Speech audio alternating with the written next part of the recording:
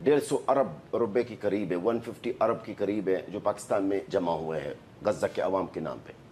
ठीक, अब प्लीज मुझे 30 सेकंड से ज्यादा दे दे, बड़ा अहम मौजूद है।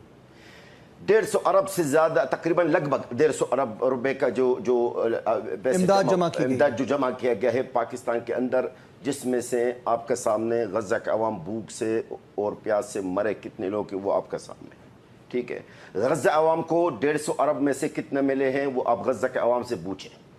ठीक है, इसलिए मैं गुजारिश ही करना चाहता हूं, अभी एक नई कैंपेन चल रहा है कि रीबिल्ड गजा, आपने देखा होगा, यानी गजा नौ तामीर के लिए और भी कई फाउंडेशंस हैं, नाम लेना नहीं चाह रहा हूं, वक्त आएगा तो नाम बताऊंगा इंशाल्लाह।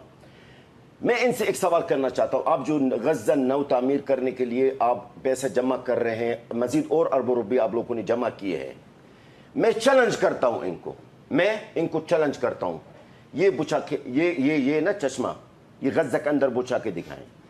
गजा नौ तामीर के लिए समंत, बिजली, सरिया, मशीनरी कहां से आप लेके जा रहे हैं?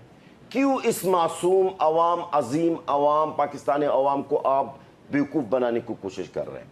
बंद कर दो ये हराम पैसा, शोहदा की खून पर, शोहदा की लाश पर पैसा जमा करना बंद कर दे, बेहतर है। आखिर में आपको अल्लाह के सामने मर के जवाब देना, अल्लाह के सामने।